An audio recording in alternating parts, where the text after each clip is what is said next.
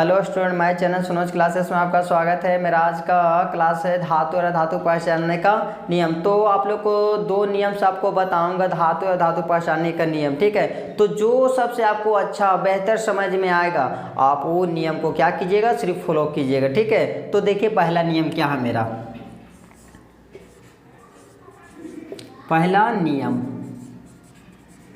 आप लोग देखिए रिएक्शन हमेशा किए होंगे, तो रिएक्शन के लिए हम कोई भी लेते हैं सोडियम क्लोराइड NaCl, और रिएक्शन क्या बनाता है Na सोडियम क्लोराइड। ठीक है, तो ये बनाता है। तो यहाँ पे देखिए जब भी रिएक्शन होता है तो धन आयन और ऋण आयन से होता है। तो यहाँ देखिए क्लोरीन के पास क्या होता है, ऋण आयन, और सोडियम के पास क्या होता है, धन आयन। तो इससे पहले हम पीछे के वीडियो में आप लोग को हम समझाएंगे धन आयन और ऋण आयन कैसे आता है। ठीक है, अगर आप अभी तक मेरा वो वीडियो नहीं देखे तो आप वहाँ से पहले जाके वीडियो देख लिए। ठीक है, तो यहाँ से देखिए, तो ये मेरा क्या कहलाया, ऋण आयन, ये मेरा क्या कहलाया, धन आयन। ठीक है, बस यहीं पे समझ लीजिए।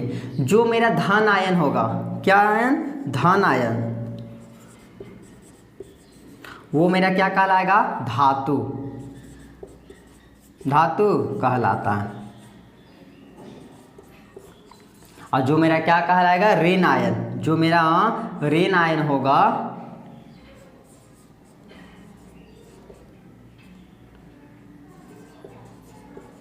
ऋण आयन, वो मेरा क्या कहलाएगा, अधातु,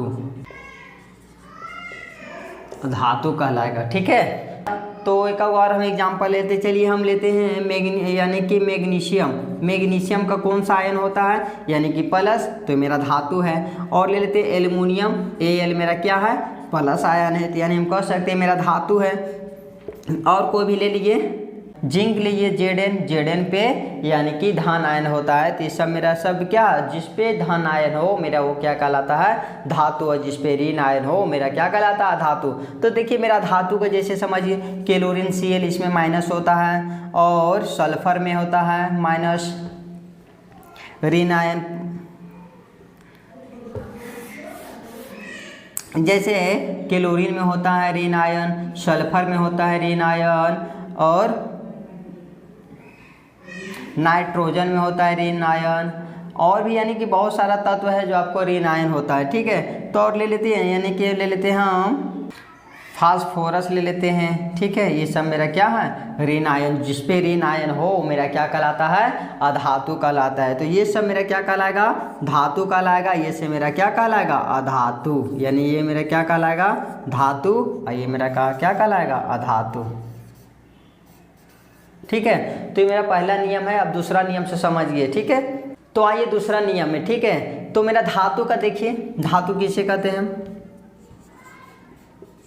धातु को पहचानने का नियम। ठीक है, तो धातु में कह सकते हैं जिस तत्व के परमाणु के बाहरी कक्षा में, परमाणु के बाहरी कक्षा में 1, 2 या 3 इलेक्ट्रॉन, 3 इलेक्ट्रॉन पाया जाता है, उस तत्व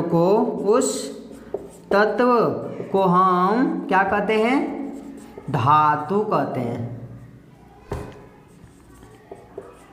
धातु कहते हैं। जैसे आपको क्या, जिस तत्व के परमाणु के बाहरी कक्षा में 1, 2 या 3 इलेक्ट्रॉन पाया जाता है उस तत्व को हम क्या कहते हैं, धातु। चलिए हम लेते हैं कोई भी, यानी कि सोडियम में मेरा था आया था ना धातु। तो देखिए सोडियम को कैसे पहचानिएगा, तो सोडियम को पास यानी जिस तत्व के बाहरी कक्षा में 1, 2 या 3 इलेक्ट्रॉन पाया जाता है, तो बाहरी कक्षा में देखेंगे तो सोडियम के परमाणु संख्या 11 और इलेक्ट्रॉन संख्या भी होता है 11। ठीक है, इलेक्ट्रॉन संख्या परमाणु संख्या का क्या होता है, बराबर होता है। ठीक है, तो हम क्या करेंगे, सोडियम का जो इलेक्ट्रॉनिक संख्या है, इलेक्ट्रॉन संख्या जो 11 है, उसको हम सबको विभाजित करेंगे। तो कैसे विभाजित करेंगे, तो पहला कक्षा में 2, दूसरा कक्षा में 8, और तीसरा कक्षा में कितना, 1। तो बाहरी कक्षा में कितना आया, 1 इलेक्ट्रॉन आया। तो हम कह सकते हैं मेरा सोडियम क्या है, धातु है। और आइए मैग्नीशियम में लीजिए, मैग्नीशियम में कितना होता है, 12। तो ठीक है, तो हम तोड़ेंगे 2, 8, 2। हम इलेक्ट्रॉनिक विन्यास इससे पहले वाला वीडियो में बता चुके हैं। ठीक है, अगर अभी तक वो वीडियो नहीं देखे तो पहले इलेक्ट्रॉनिक विन्यास समझ लिए। तो धातु और अधातु पहचानना बहुत ही ईजी है। ठीक है, तो देखिए, तो बाहर इसको मैग्नीशियम का जो इलेक्ट्रॉन 12 था इसको हम विभाजित किए तो 2 8 2 में टूटा, तो बाहरी कक्षा में कितना इलेक्ट्रॉन हुआ 2 इलेक्ट्रॉन, तो हम कह सकते हैं मेरा क्या है, धातु है। और इसी तरह लीजिए अब हम एल्युमिनियम का लेते हैं। एल्युमिनियम कितना होता है 13, यानी कि 2 8 3, ठीक है। तो ये हम बाहरी कक्षा में कितना इलेक्ट्रॉन आया 3 आया, तो हम कह सकते हैं कि एल्युमिनियम भी मेरा क्या है, धातु है। अब जानिए अधातु के बारे में, ठीक है, इसको स्क्रीनशॉट ले लीजिए। अब देखिए, अब यहाँ हम कर देते हैं अधातु।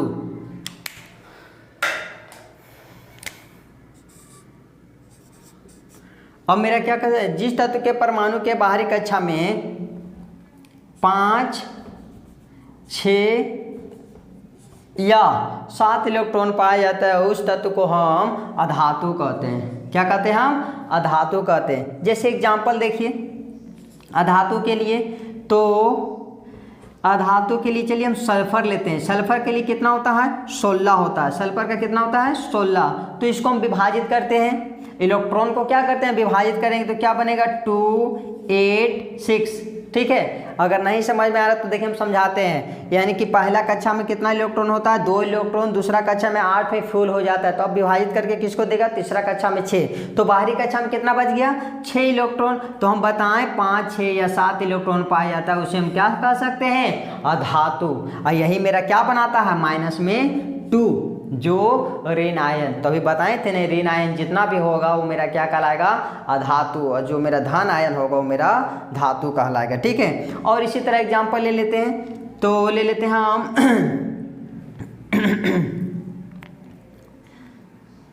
तो हम एग्जांपल ले लेते हैं एक और ऑक्सीजन का।